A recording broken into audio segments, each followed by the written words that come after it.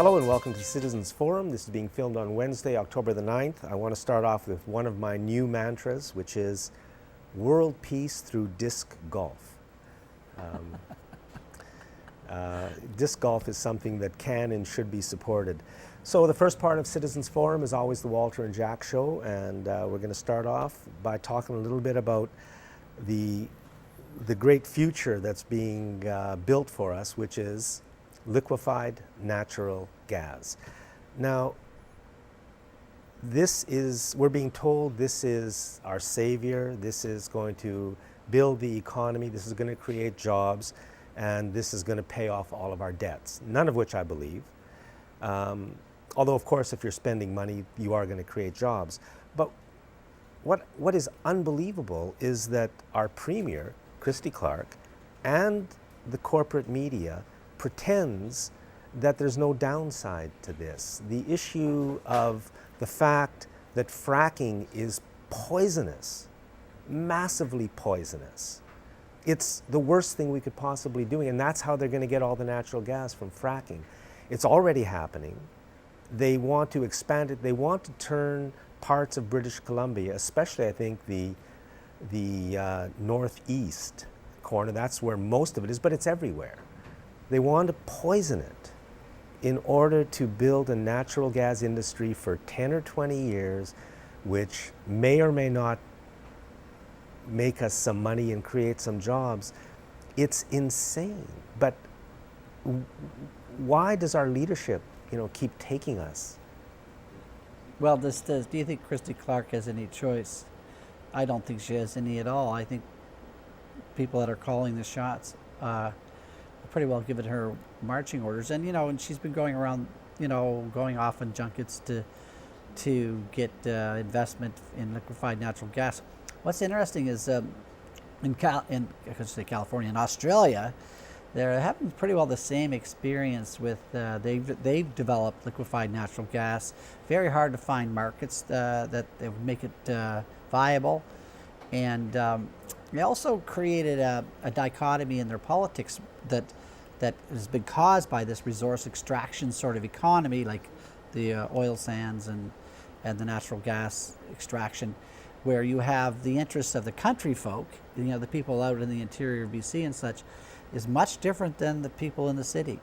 Okay. And now you have this in Australia the same way. You have politics are dividing that way, where people out in the country need the money desperately, and they've been kind of seeing their standard of living and everything slipping into poverty, and now they see the chance of being rescued by this type of development.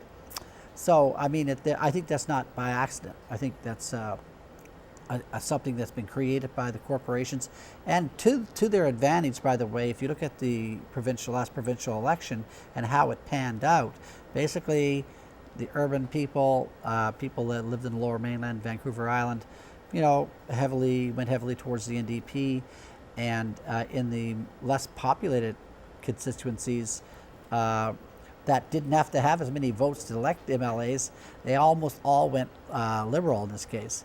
So we're really seeing that kind of a development happening now, where you have these two very diverse interest groups now involved. So what they're doing is they're pitting us citizens one against the other. Exactly. In order to get what the corporations want. Yeah. When really what we have to have is a way of creating jobs and I don't want to use the term prosperity, but a good life, jobs and a good life without destroying the planet. Because we're already over the edge. We can't go on this way. Yeah. And what you said about the NDP, don't forget the NDP also completely supports fracking and the entire natural gas industry. So, if anybody in the city voted for the NDP thinking there was a bit of a green thing there, forget about it. That's not going to happen. They just didn't suck up to the man quite as well as the Liberals did. Well, I think, Yeah, but the main issue is fracking is poisonous. Yes. It's not a joke. The logging was a disaster. We allowed the destruction of the massive and magnificent old-growth forests of British Columbia That happened over the past 40 and 50 years. Massive, massive environmental destruction. But as bad as that was, fracking is worse, Yeah. because it involves actual poisoning of fresh water and poisoning of the earth. You know, for what? For what? And that's just getting it out of the ground. Then you have to transport it, which is very, very dangerous. And then burning of natural gas is highly, highly polluting. So there's just nothing going for it, but there's some money to be made. Yeah. And that's the So bottom here line. we are. You know, it's October of 2013. Somehow we people of British Columbia have got to take charge of our province, and the people of Canada have got to take charge of our province, push aside these lunatics who are taking us to the edge of destruction and beyond, not only for the environment, but for the economy and for our society.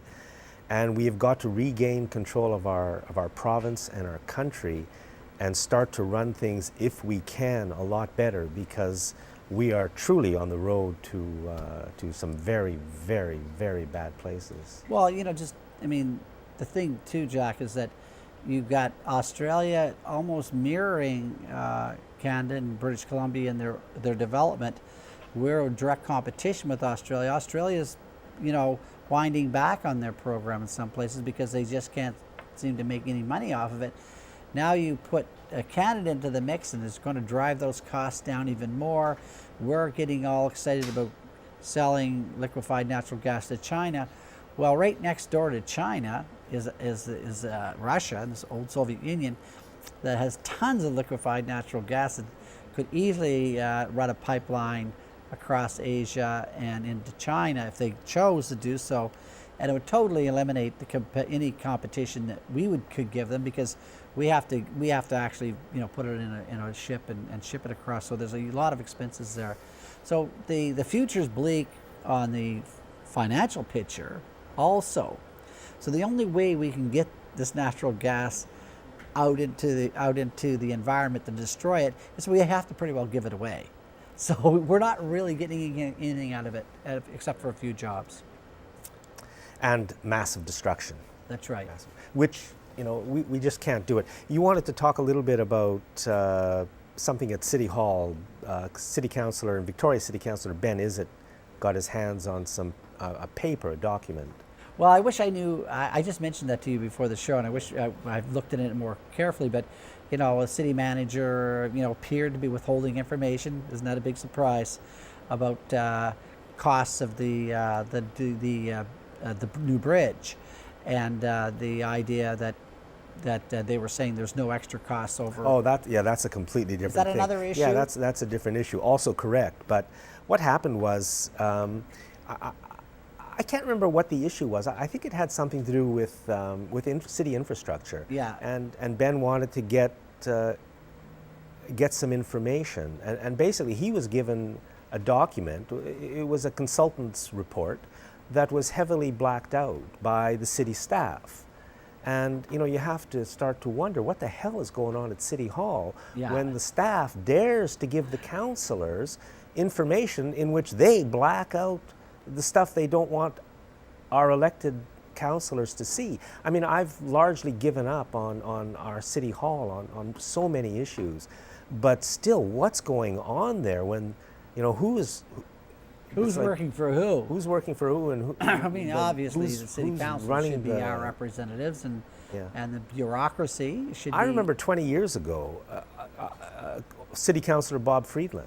He was very opposed to the building of this arena, although it was the previous vintage of this arena that never did get built. This replaced it, but he wanted to get a document from the city manager, and he right in front of me, he phoned him up and said, "I want this document," and he says, "I'll never get it." And he never did. There's something very wrong at City Hall. That's maybe all we can say. Although they are doing something very good, which is they've changed and closed some of the roads in Beacon Hill Park. Yeah. And they've quieted down the park. It's become much more pleasant, I think. Yeah. And a decision is going to be made sometime about whether to make those changes permanent or go back to the old way. So I encourage everybody to contact City Hall, you know, no matter which way you feel about it, and let them know. Believe me, in my opinion, it's made a positive change. Yeah, I think there's the concern of people who may not have the mobility that they is required to get into the park, deep into the park. And I think that is a valid concern. I think that could be dealt with.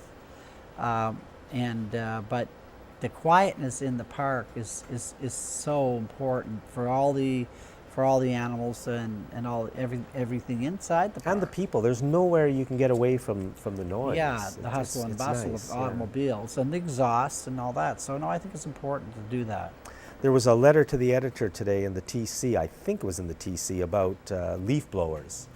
Yeah. And the guy was just saying, it's absolutely crazy. And it is. Some guy wants to blow some leaves from one end of his property to the other, and he disturbs the entire block.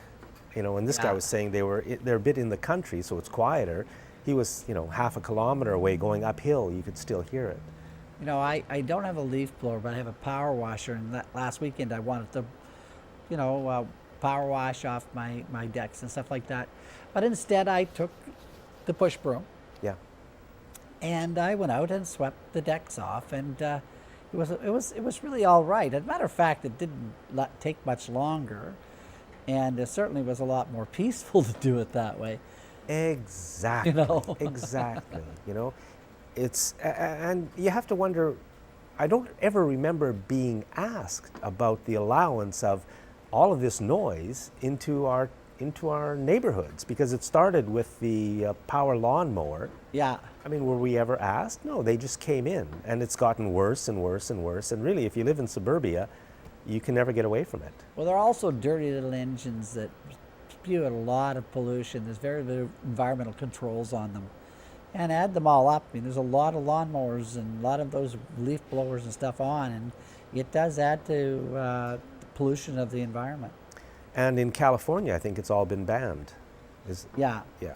Which is great. Yeah, which is great. And of course, that's not big news because they don't want us to know things like that. But in California, that kind of engine, those small engines they're just not allowed anymore. So, Yeah. But noise is not good. Quiet and peace are important. It's interesting that the politicians and the media and our city councils and the police all seem to they support more noise, because I was walking to work the other day and a motorcycle went by me. I mean, it was crazy. There's no reason anybody has to be making this much noise. I work just a few blocks away from the police station. I mean, hello, don't the police do anything? And they don't, but why not? Why is it allowed for someone who is uncaring about everybody else to make a ridiculous amount of noise for as long as they want to throughout the day and night? It's crazy. It's a matter of consciousness raising, really. Everybody likes the macho thing, thinking it's so wonderful to have a Harley or something and not crank it up.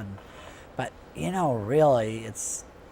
But why is it allowed? Like, you can't park where you're not allowed to park, or right away you get a ticket. I can't walk into a bank and start taking their money.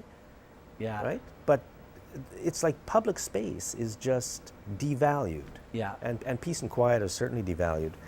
I wanted to talk a little bit about Sensible BC. Sensible BC is the group that's running the initiative process, collecting signatures to have a referendum on kind of legalizing, the provincial government doesn't have the power, but to move towards legalization of cannabis in British Columbia.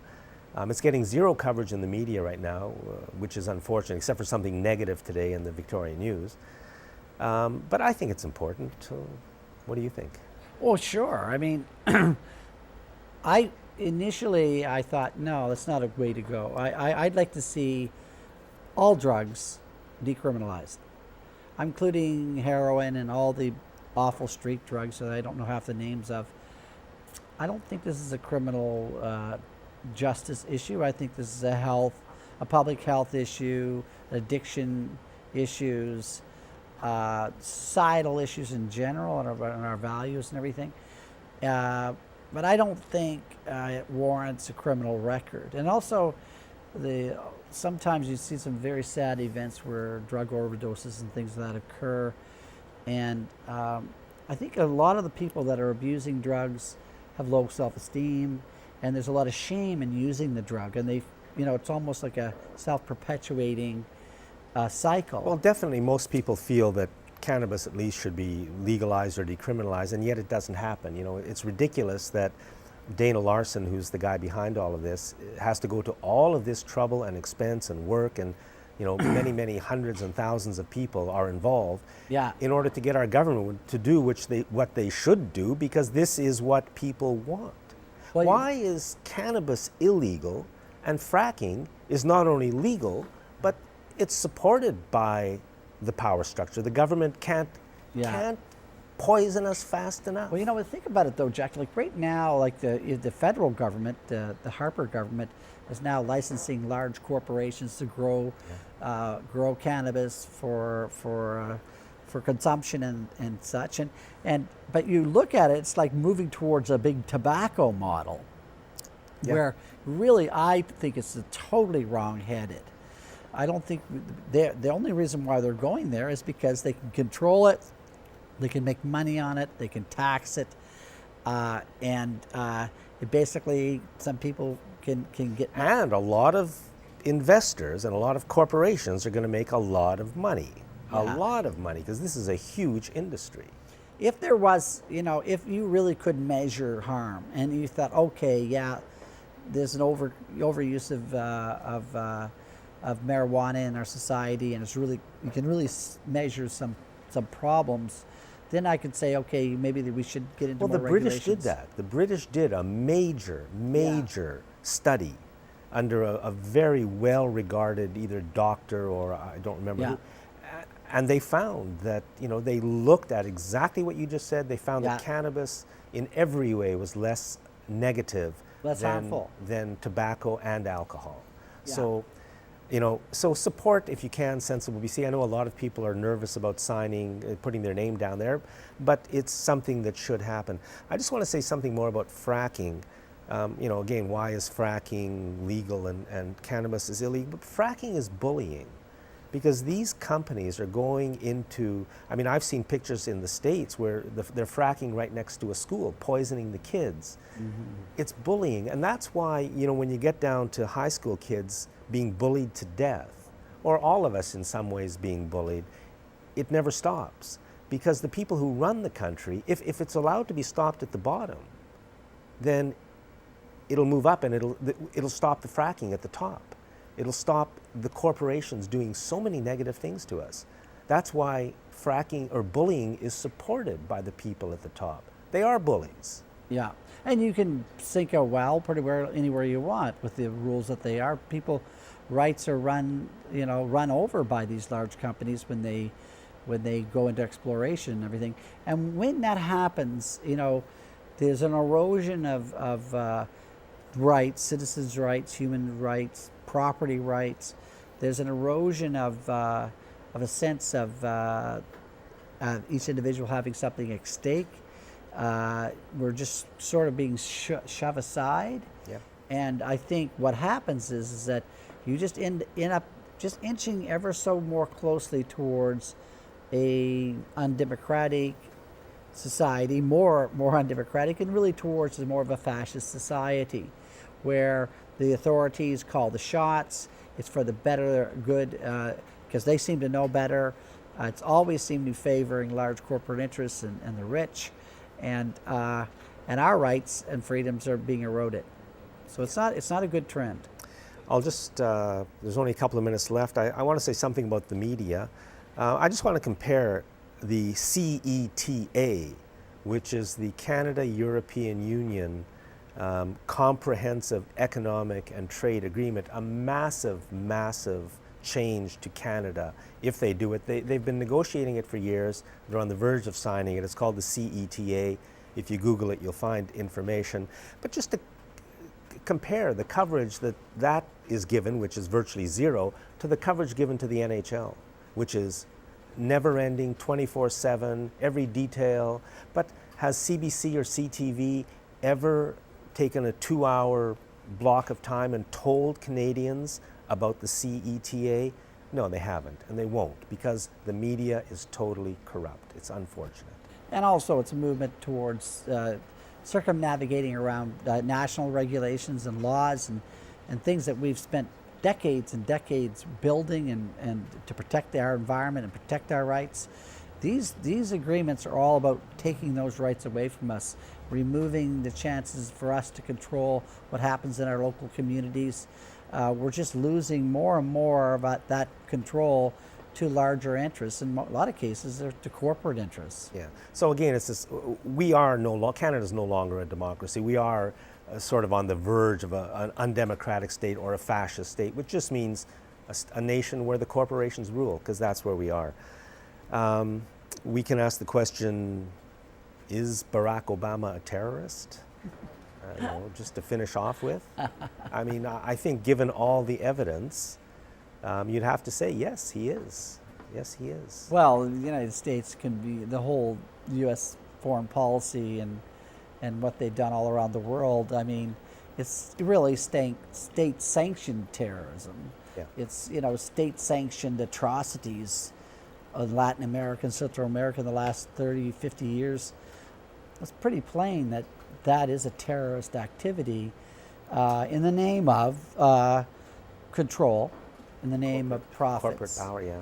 And it's being done in our name. If Canada should be considering breaking relations with the United States. Forget Harper not going to Sri Lanka or somewhere. He shouldn't go to the United States.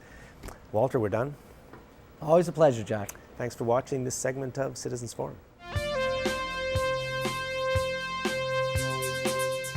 Welcome back to Citizens Forum, segment 2. In this segment, we're going to be talking to Christina Nikolic. Christina is an organic horticulturalist and owner of the Organic Gardener's Pantry. So you can guess what we're going to be talking about. And we're going to start off with just a little bit about plant pests and diseases, etc. Yeah, hi Jack, thanks for having me up again. I had the pleasure twice already to come here and talk to everybody about how gardens and how nature really work. And so we learned about fascinating concepts such as plants being fed by the action of microbes rather than us going out with a bag and putting fertilizer on the ground. It's much more cooperative in nature, where plants and bacteria and fungi work together, and that's how plants really eat. They eat broken down organic matter. So we want to support these microorganisms. And then last time I was here, we talked about pests and diseases, which in conventional horticulture, they're usually being killed off using some sort of poison. But in organic horticulture, we're awakening to the fact that they have a role to play, that they are messengers and symptoms of an underlying cause. So if we can help our plants be really healthy, really well fed, lots of organic matter, enough water, their partners in the soil and above ground, they are less likely to get sick. And then we have less need, in quote unquote, to fight pests and diseases and insects with harmful pesticides. And that, for me, that was a real eye-opener, is to learn how to work with nature rather than try to dominate and conquer all the time, because in the long run we have nothing on nature. She's got the much longer track record. Maybe that's the most important message almost of all time. We have to work with nature, not against her. Do you want to say any more on those subjects, or? Yeah, because what we hadn't touched on yet was weeds, and how there's, in my mind at least, and everybody else I speak to will hopefully go through the same paradigm shift. I had a big eye-opener when I learned about the ecological role of weeds. They are not there to be a nuisance. And weeds, just like insects and what we call pests and diseases, are people too. They have a role to play in the big picture. Their aim is to eat, drink, be merry, procreate, and make the next generation. So I've come to understand weeds as plants, like any other plant. In nature, there's no good and bad. It's all different roles to play. And weeds are simply better adapted to the conditions in our gardens than what we originally intended to grow. So just like pests and diseases and insects, weeds are showing us what's going on in the soil rather than taking up space and taking nutrients away from our from what we want to grow, what kind of crops we want to grow. And that's a really much more benign way of looking at it and a more humble way to look at it. And we have so much to learn from the plain dandelion. It's a fascinating plant. For example? Dandelions thrive in conditions with a lot of compaction, perhaps a bit of heavy soil, low oxygen content, low organic matter content, maybe even low calcium content, but high magnesium content. And not only do they thrive in these conditions, their function in the long run is to remove and reverse these conditions. Have you ever pulled a dandelion? Or tried to? And remember more than I care to remember. And I always felt guilty doing it. So did I. And the reason they have this big, long, strong taproot is they help opening up that heavy, compacted soil. That taproot, when it eventually dies, leaves a channel that provides that vital aeration and water transportation channel and organic matter transportation channel into the subsoil. And also, we know something else that is really fascinating about dandelions, which is even though they thrive in low calcium soils, when they're done and died off, their bodies contain calcium for some obscure reason, whether they bring it up from below or they make it in some way. There's different theories on that. But the fact is, over the long run, the dandelion with its taproot and its body is going to improve the soil, raise calcium, break up compaction, add organic matter, all these things. So when I learned that, I looked at my garden full of dandelions and started pulling them and then just leaving the dandelions in the beds where I pulled them. It's a little different on lawns, and in the last couple of minutes on the show we can talk about organic lawns. But I did this faithful dandelion ripping out, flipping over and leaving it on the ground as mulch for about 2 years, and I hardly have any dandelions in my yard anymore. And so what I'm thinking is, because I haven't sprayed anything, I haven't removed anything really, I leave most everything in my garden, that it fixed the underlying cause of its own existence. It kind of worked itself out of its own job. Nature put it there because it was the right plant at the right time in that right space when it had done its job, and I was helping it by leaving the plant bodies on the surface. It changed the environment just such that it's no longer compacted and it's better balanced in nutrients, and now the dandelion has no longer a role to play. So you wanted to talk about the now what? Yeah. And talk about a checklist on organic gardening practices. For sure. And it's really, really rather easy. The good news is organic gardening takes way less work, so more hammock time. It's nice. I rather enjoy my garden from the hammock than bending over double in the bed and moving weeds. And it's basically all boiled down to feeding the soil, making sure that everybody has to eat and to drink, and creating habitat for as many different critters as we possibly can. And I'm never anymore afraid of having pest organisms in my garden, because the key to that is biodiversity.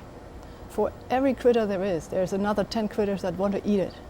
So the more different critters I have, from the microbiological level all the way up to birds and insects, the less any one of them is likely to spike in populations and become a problem. And it totally works. Like, my garden is by far not a big show garden like Bouchard's, but there is very few things that look like moth-eaten, diseased, stressed out, and so forth. And I grow really, really beautiful fruit and grapes and apples and berries and such. So the lesson is that organic gardening works, and also, as you say, takes less time. Yeah, do less. And is much, much better for not only what we get out of it, which is unsprayed and untainted, but is certainly the way to go. Yeah, it is totally the way to go, and it's as easy as starting to mulch. If you're looking for one easiest, most timely practices that you can change in your garden, is look around in the garden, see if there's any bare soil, any like uncovered soil at all, and start dumping leaves on it. Right now that's really easy. We get a gluttony of leaves in just a moment, and whether it's oak or beech or birch or alder or whatever you have, it's all good, because to nature it's all food. It's all going to break down, provide carbs and nitrogen for the plants by way of the organic microorganisms in the soil. So the whole garden should be covered? Pretty much. Okay. And I overheard the thing about leaf blowers with the earlier guest. And leaves, by all means, they should be raked off sidewalks, patios, stairs, and lawns, because lawns and leaves don't mix very well. But if they are then sitting there, removed, they should be raked or blown into the beds. Not blown. But put them into the beds, under the shrubs, over the perennials, leave them there. Okay. That is really, what could be easier than that? You don't even have to bag them and put them out to the city for pickup. I am one of these people who drive around in the neighborhood with their car or bike trailer and pick up bags of leaves from other people's curbs because I dump them all in my garden. They're so wonderful. Now, you wanted to spend 3 or 4 minutes talking about organic lawn care, and that's where we are, 3 or 4 minutes. But let me just give some more pointers on other things to do, if I may. You may do whatever you want. I'll keep an eye on the time. So mulching with leaves, with compost, all sorts of organic matter, wood chips perhaps, stay away from bark because it doesn't feed the soil as well. And then keep that up, and then water above the ground so that the mulch is wet, so that the microbes can break it down. Then what I said about the dandelions, the technique that I used is rip and flip. I rip them out of the ground, I flip them over, I leave the weeds on top of my mulch. They will die. If you're really worried, you can take the seed heads and put them in the compost, but I really didn't even bother doing that anymore.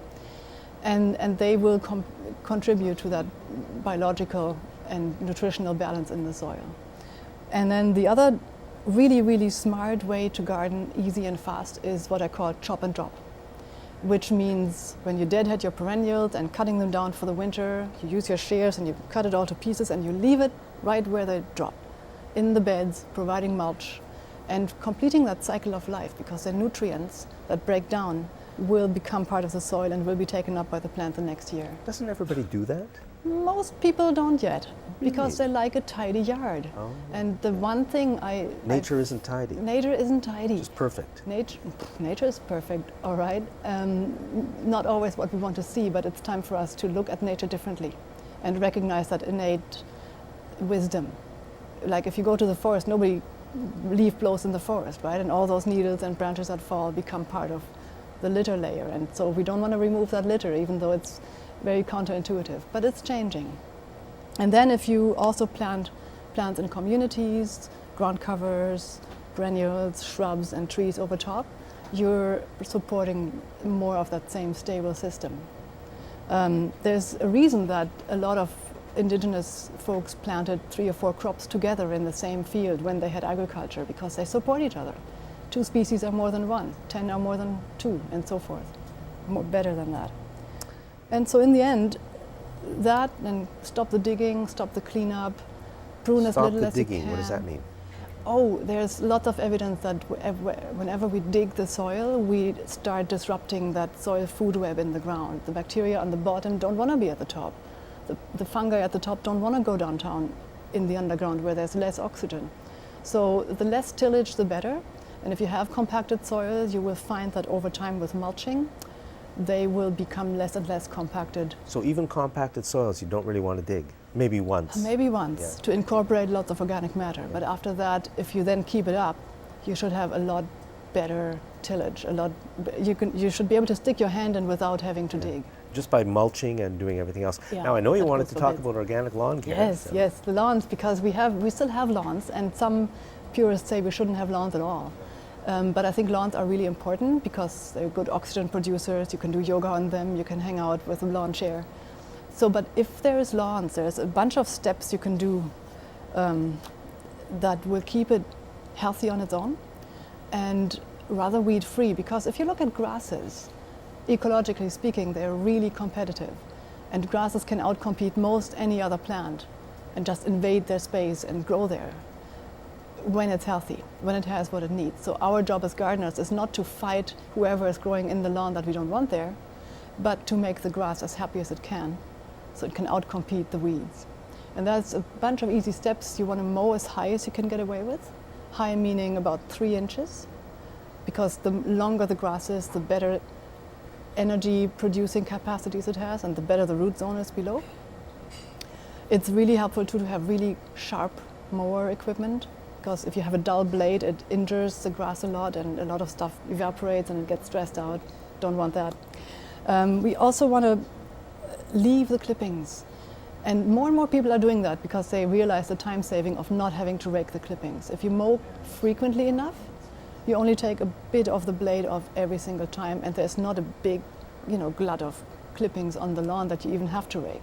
So let them fall right in between the blades, and contrary to conventional belief, they don't actually make thatch. They do decompose. They won't make this real brown layer at the top at the bottom of the lawn. So they're fine. Leave the clippings, mow high, sharp mower equipment. Quit the harmful practices such as dethatching and power raking. Dethatching. I've never heard of that. Well, as soon as you enter the turf industry, you hear it a lot. There's a grass plant has a limited lifespan of a year or two, and then it dies, and some more comes up from side by side. And that body of grass will not decompose as easily because there's very ligneous, woody parts to a grass plant that resist decomposition. And so if there's not enough biodiversity in the soil, and if the grass is also stressed out and not moist enough to support fungi and stuff, then that will build up over time until you have this thick layer of brown, dead, straw-like stuff under your lawn, and the roots have to go all through that to get to the soil, and it's generally regarded as a bad idea, and then you can rent these handy little tools that rake it all out. But what happens is it's a really injurious practice, because that power tool that rakes it out like a big comb doesn't distinguish between dead plant parts and living plant parts. So it rips a lot of living branches, if you will, off the existing grass plants, and then you get more damage and more thatch, and so the problem becomes the problem. Yeah. Instead, there should be, in an organic lawn, there will be fungi that are specialists in eating lignans. They will break that stuff down. So the solution to thatch is not to remove it manually, but to make the grass really happy and to supply water and to make sure that there's a top dressing with compost, and to make sure that the compost has fungal components in it, which then can eat the thatch. Organic lawn care requires a bit more thinking, but then it requires a lot less work. And nobody knows any of, I had a lawn for many, many years. I don't now, but Yeah. I never heard of any of this stuff. I have no idea of what to do. I just did my best. It was Oh, pathetic. sure. Yeah, and that's So- just fine. I would But say. I know you're part of a group that gives classes. Yes. Yeah, because once you go through a course at Gaia College, gaiacollege.ca, we teach all of this. Like everything I've been talking about in a nutshell will be taught in much larger detail through organic garden or through the Organic Master Gardener course, including 2 sessions on soils and 1 session on lawns. And Do kids get this in school? I don't know. I don't think they're taught. I'm sure they will get it if you approach it Yeah. from the right angle. That's what I mean. Is this Yeah. taught in schools? Because I it seems don't- so important. I don't think so. But I should talk to some teachers and see if I can get in there. Yeah. Um, I mean, they should be running after you and others in the field, teaching everybody organic We have, gardening and lawn care, because it's so Yeah. important. but we got more and more professionals who take these courses through Gaia College, who become members of SOUL, Society for Organic Urban Land Care. And the word is being spread, especially since we're finding that pesticides and fertilizers are causing a lot of damage in the long run. I'm shocked to hear Yeah, that. and appalled. We've got less than 2 minutes left. Are there any other things you wanted to go over before we are finished? Say on the lawn thing, I think we covered that with the mowing and the watering and the not Really talk using about so many watering, power maybe. tools. Water? Yeah. Yeah. Can you go without watering your lawn? You could. There's several stages of dormancy that it will enter if it has no water at all. I'd recommend to maybe water the lawns during drought conditions, which is in Victoria, which is June, July, August, roughish, maybe September, to water the lawn at the rate of about 1 inch per week. And it might go brown partially, but the roots and the crowns will stay alive, and so it will bounce right back in the fall. Yeah. I never watered my lawn, and it always sort of came back.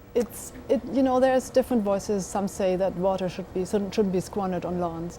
The organic practitioners recognize water as a necessary element in the web of life in the soil. So without water, you don't have healthy plants, and you don't have healthy microbes, and you will have compacted soils, and you will run into lots of problems that stem from weeds moving in because they are more adapted to these conditions. Christina Nikolic, thank you very much. You're welcome. And thanks for watching this segment on organic horticulture on Citizens Forum. Welcome to segment 3 of Citizens Forum, being filmed in the beautiful Memorial Arena in just off of downtown Victoria. I'd like to thank our volunteer crew, and actually today there is no Shaw staff. We're doing this by ourselves, which is a first, which shows what a wonderful crew we've got. The guest in this segment is Cameron Moffat. Cameron is my osteopath who I met after I was in a bicycle bus accident. And we're going to be talking, to start off with, Cameron, about something very important, I think, conditions where osteopathy, maybe, and you can maybe just start off by saying a few words about what osteopathy is and how it works with other practitioners. Sure, thank you. Well, osteopaths always try to look at the whole set of symptoms and then try to figure out what the actual problem is, the main reason is. So we don't really follow symptoms. So I don't necessarily, if someone comes in the office with a sore shoulder, automatically assume that it is in fact a sore shoulder. There may be something else going on. And later on in the program, we'll be talking a little bit about how organs perhaps can refer pain to those areas. Where osteopathy works really well with other practitioners is, as an example, with naturopaths. Many naturopaths use a lot of nutraceuticals and testing, some homeopathic remedies, but a lot of them don't do manual work.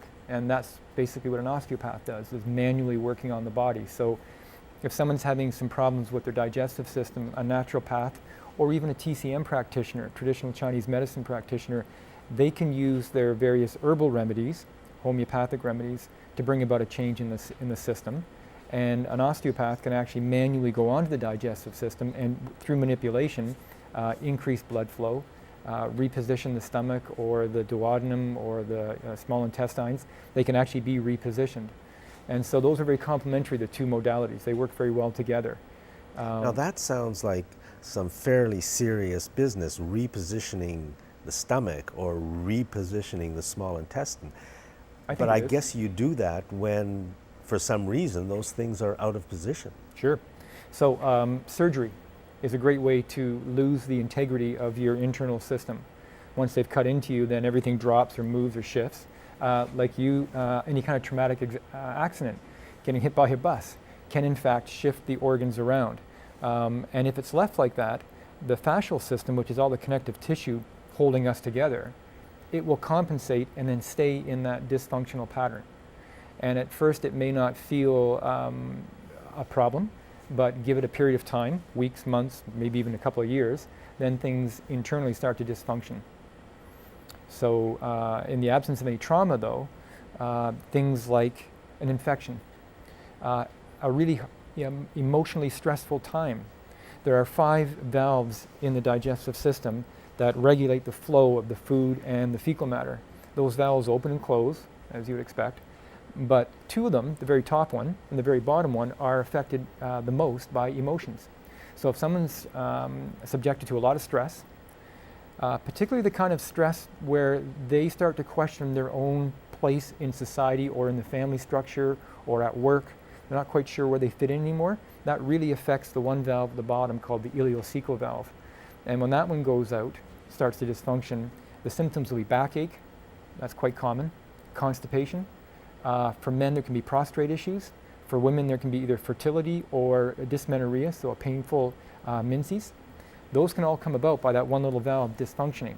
And we're trained to go on and actually reposition and get it working properly.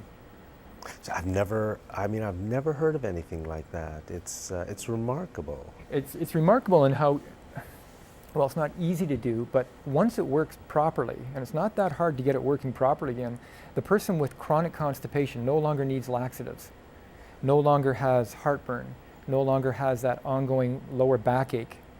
I think I mentioned in the last show, probably 8 out of 10 of the backache cases I work on, I never even touch the back.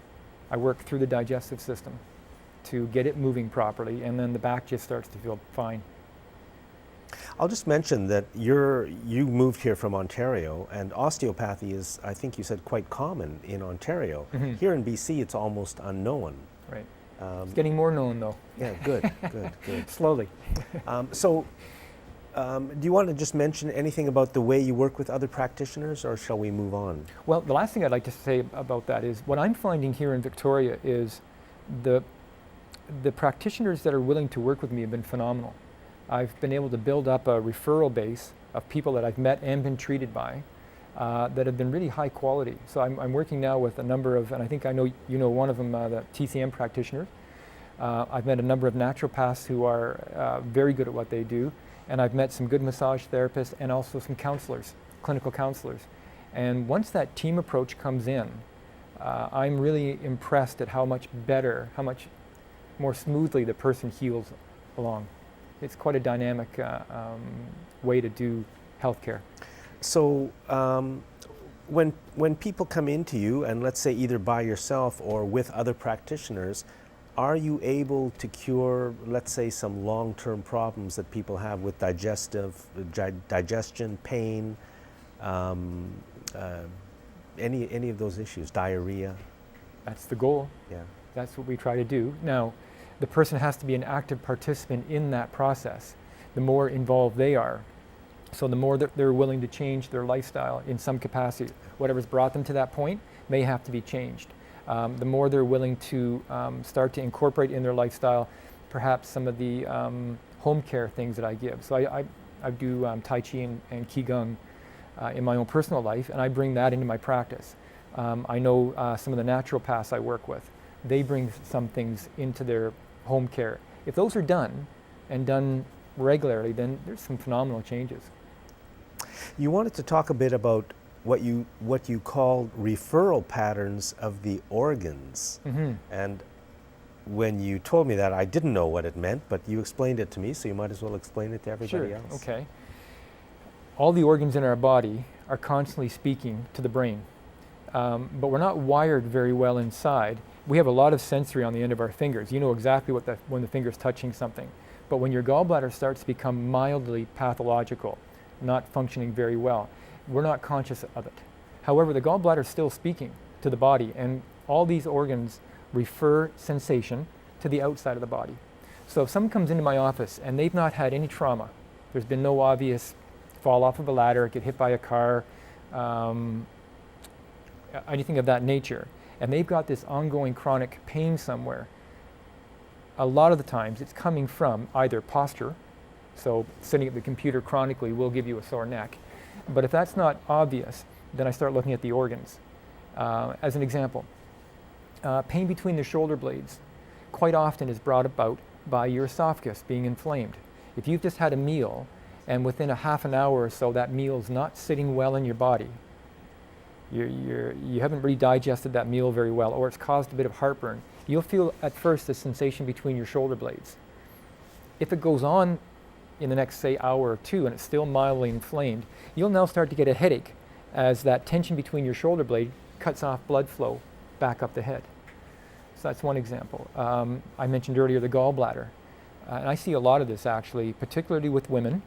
And what I'm starting to realize is a lot of women nowadays are wearing underwire bras. And I've personally never put one on, but that wire sits right over top of the gallbladder. And it's constantly rubbing all day long.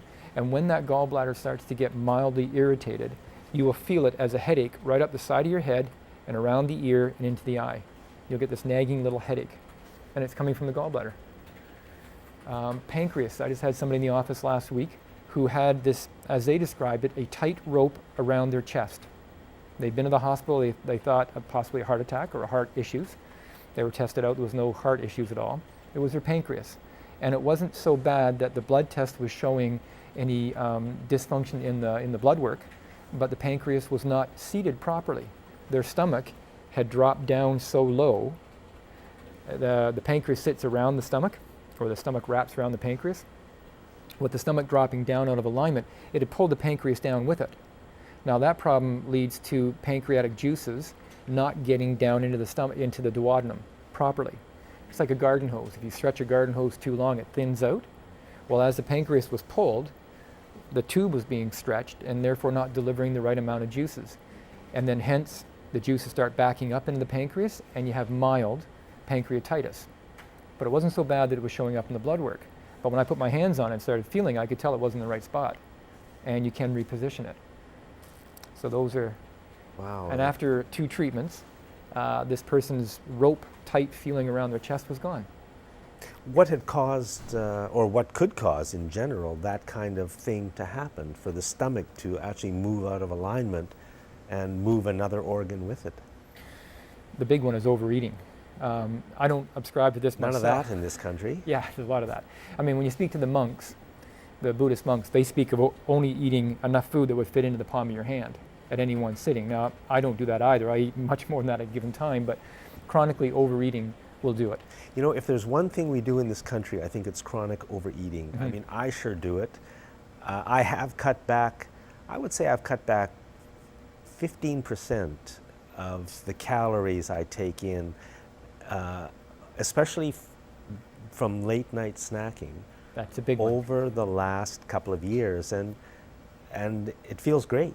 You know, it feels great. And I've been overeating my whole life. Most of us have. And I don't put on weight. It impacts me in other ways. Right. But it is a big problem. And I guess that's another thing you deal with too, is trying to put people onto a healthier lifestyle, which in itself can be tremendously important. It can be important, and it can also be quite a challenge. And I find that you have to go gently, compassionately, and small steps along the way. And like you mentioned, Jack, one of the big ones I see is eating before you go to bed. If someone can just cut that back 3 hours before you go to bed, stop eating, that gives the liver much more, it eases the pressure off on the liver. Your liver works the most at night, cleaning up everything, all the toxins from the day before.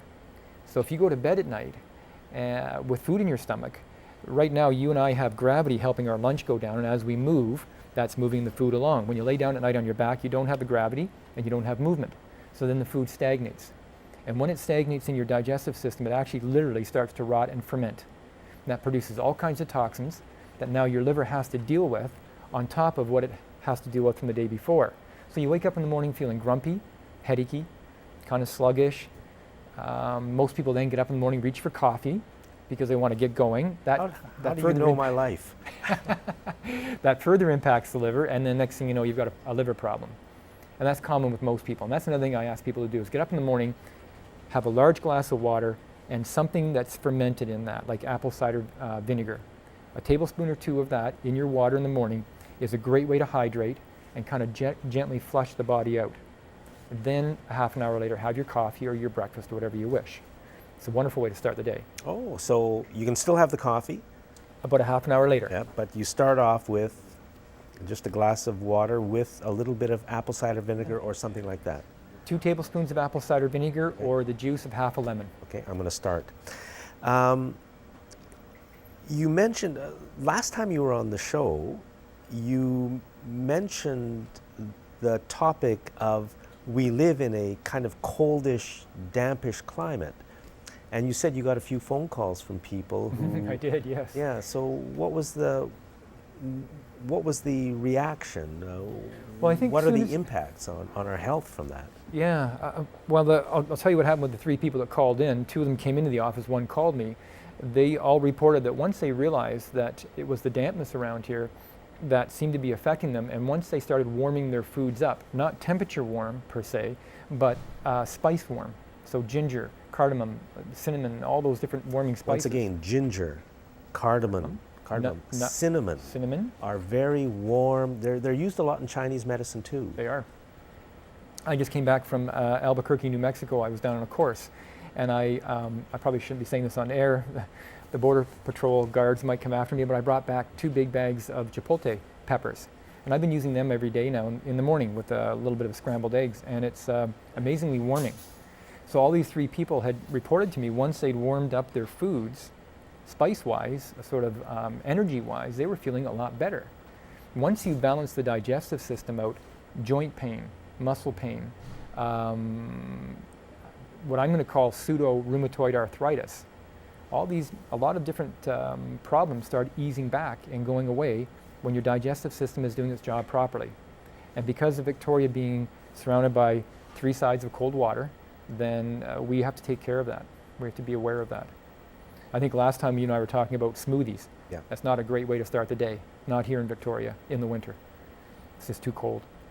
Smoothies are a big problem because people have been told, and we all believe, that there's nothing you can do for your health that's better than having a smoothie in the morning. The problem is they're cold. Right, now you can warm them up.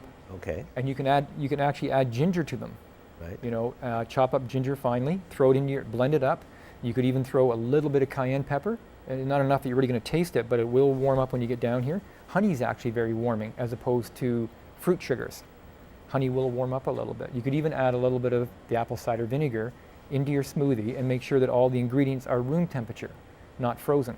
So bring the berries out the night before. We should not ever really be drinking ice water or cold drinks. I was at a restaurant a few weeks ago, and the guy at the next table just said, "I'm going to have a beer," and she said, you know, the waitress said, "What do you want?" And he said, "Just give me the coldest beer you've got." Yeah. And I, you know, because of what I've learned over the past few years, I know how bad that can be in ways that we just never think of because we've never been told. But the body runs at a certain temperature, and if we're constantly dousing it with coldness, it's not the smartest thing we can do.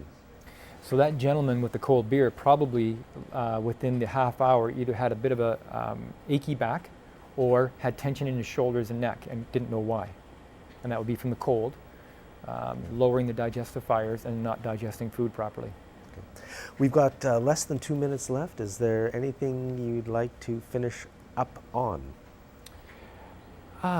I can't think of anything in particular, other than it would be a pleasure to come back and start introducing Victoria to various other types of modalities that are useful.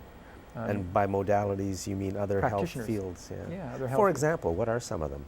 Well, I mean, people generally know what naturopaths are, but there are some naturopaths that are doing very specialized work like prolotherapy, IV therapy. Those are all niche type of practices that are very useful for very certain kinds of conditions. That would be something that I think Victorians would benefit from hearing. People don't know much about Feldenkrais or Alexander techniques. They're all very useful on postural re-education. We've got some really good yoga therapists in this city that are taking yoga way beyond just the postures. And I refer to one on a fairly regular basis. And what she's able to bring into the patient's rehab is phenomenal. And it gives them the tools to go home and do the practice every day, which is something I can't do in my clinic. So I think people would really benefit from hearing about these different therapies. Okay. Cameron Moffat, thank you very much. Thank you, Jack. My pleasure. And, you know, I think some quite important things for our health have been said in the last 18 minutes. I followed them, and it's worked for me. I hope other people do too. Thanks very much for watching Citizens Forum, and remember, world peace through disc golf.